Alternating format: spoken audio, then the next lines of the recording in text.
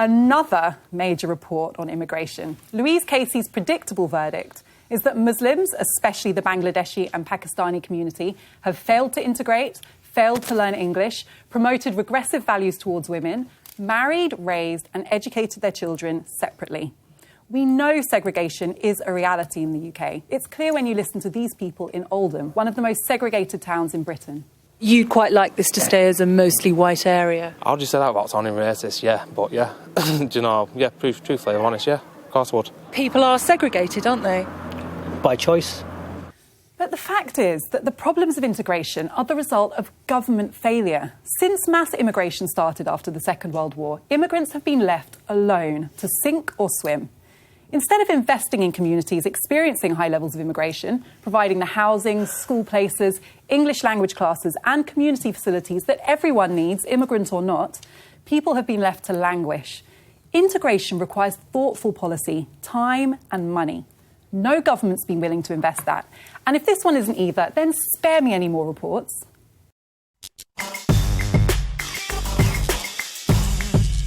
The most compelling part, I thought, of the Casey report was that many people, not all, but a lot of them within the Muslim community, don't want to integrate. You think she's wrong? That's not what I took from her report.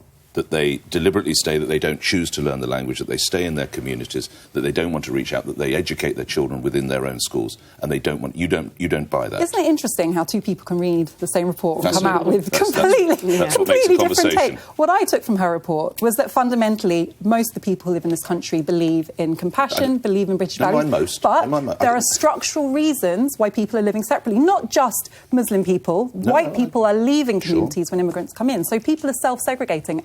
And I agree with you, that is happening, and she says that in her report very clearly. So you do agree that there is a small percentage who just don't want to integrate? Yes, of every background and ethnicity. Okay. You also talked about English lessons. Are you suggesting that we pay for those? Well, we used to. We've cut the amount we spend on English lessons by 40 million. Good. I would cut the whole lot. Okay. You don't want immigrants to learn English? No. If I go and live in France, right, I don't expect the government to pay me to learn how to speak French. I've got to go and do it myself. Likewise, if I go and live anywhere else in the world. Why the hell should the people here who are already paying taxes to the absolute till they squeak, why should they suddenly pay more money? And I'll tell you what else I do. Understanding of the reason that immigrants have come to this country, and would you compare them all to you just getting up today and moving to France? Hold on. The clue is in my last name. You know, it was my dad who came to this country anyway, so it's not like, you know, a particularly British name if you think about it. When did you learn English? Have you learned English? Still struggling. You're still trying, yeah. My grandparents, then my dad had to learn. Nobody paid them. They went out and my grandfather ran a restaurant and learned English, and that's how it should be. All the people who came here, the great settlement of Jewish people when they came here, nobody gave them bloody free houses and language lessons and Christ knows what. They went and learned the language themselves. And I would go further before I get other people in the debate. I would go further. I live in a London borough, excuse me, where when I get a leaflet about recycling, it must be in about 15 different languages. And there's a bloody phone number if they haven't got the language. This is absurd. We're in England, we will speak English, then if you become part of this country, you speak our language, you will see what benefits there are to be had. Sitting there and speaking Polish all day long, or sitting there and speaking whatever it might be, Urdu all day long, is not going to work. You know, there are several of us around this table who are the products, in one way or another, of immigration. I would have thought you, of all people, would understand that immigration in this country has happened for different reasons. Sure. You know, it hasn't just been upstarts moving... to seek new opportunities.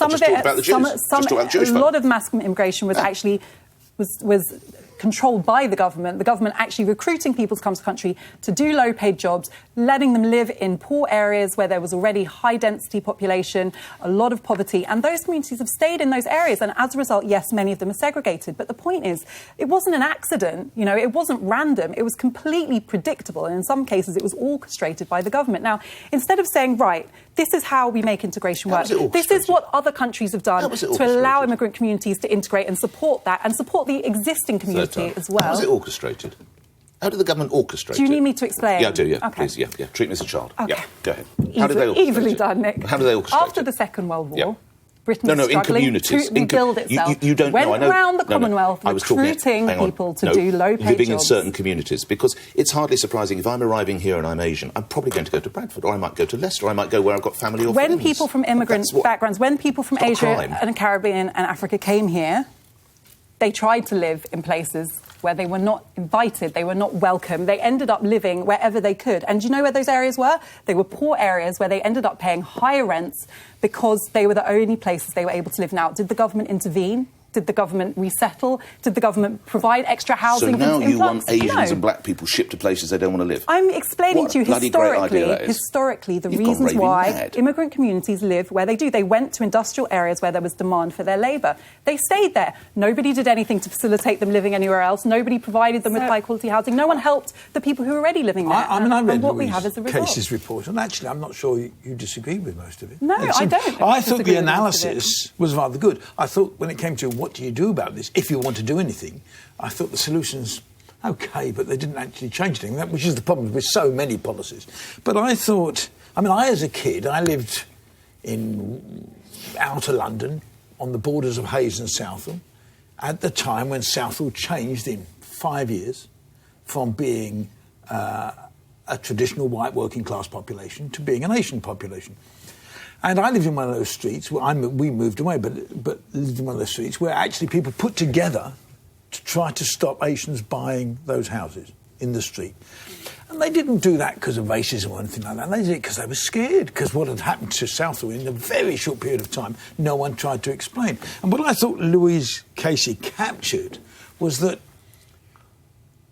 in that period, and in the period since, sort of governments have done very little, really. They've done very little. They've probably done more for the migrant community, the community coming in, than they've actually done for the indigenous community, who needed some help and some support to say, look, this is what's happening, but this is okay. And they've done very little. And what she really says is different governments over a period of time have actually had a failure of policy.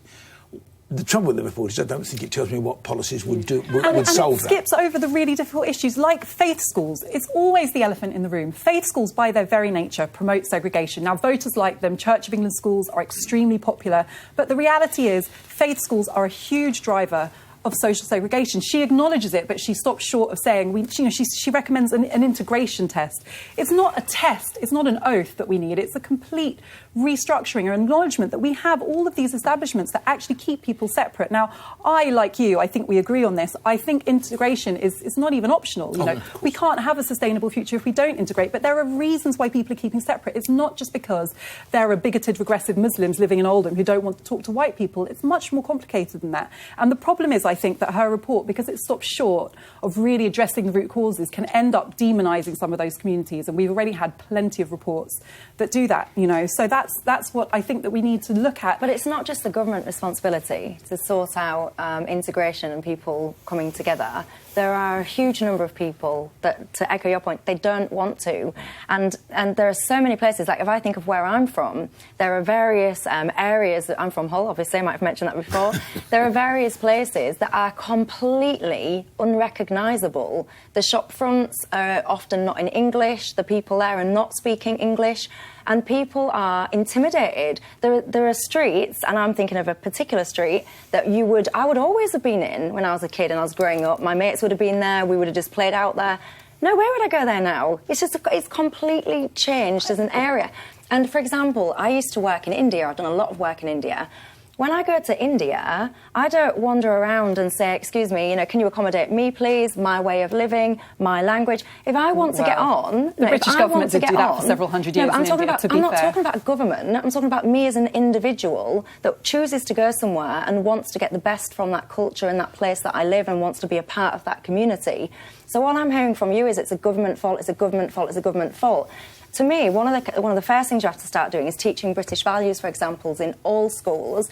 I don't care what religion it is. British values should be taught to each and every child, and English should be mandated in each and every school, irrelevant of faith. I mean, just quickly, because you mentioned India, that is an example where British people went and maintained a very British way of life and only mixed with each other for several hundred years. So you're going so back in. I'm talking about just on schools. Today. I mean, I'm not talking about historical. I agree on schools. Just look at this. We've got a clip from some school children, which makes the point about, I think, how important schools are. We just hardly see any white people at our home, but in school it's different religions, different people speaking differently. To me, integration is not rocket science. We know how to achieve it. Other countries have achieved it. One way is through schools.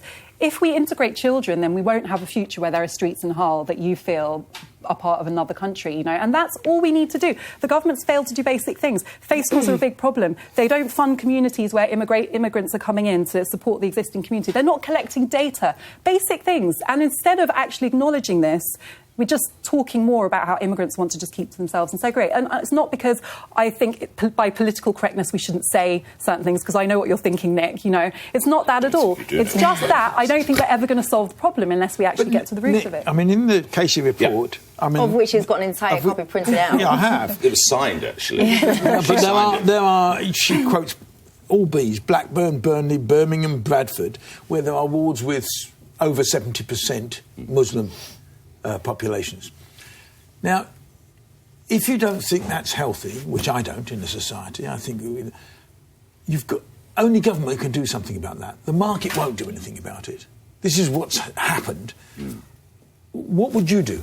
What would I do now? Well, I've just told you what how about that, I don't know. But what I would ensure is that everybody learnt the language, or they sorted it out themselves. And as I said before, when you go to hospital, and I find it truly extraordinary, and there's signs in God knows how many languages. No, they're not. There are signs in English. But my daughter... everyone to learn the language, but you don't think there should be any funding for English? No, they shouldn't. They pay it for themselves. But my daughter has just gone to Sweden as an academic. Right. And Sweden pays for everybody who comes to this country. What Sweden want to do. And I think that's not big money. It's not big money, and it's money, and it's something we should do. I don't think that overcomes the problem, because I think you've still got parts of these populations who don't want to learn English. And so the debate will rumble on, and you can flick through your printouts some more if you like.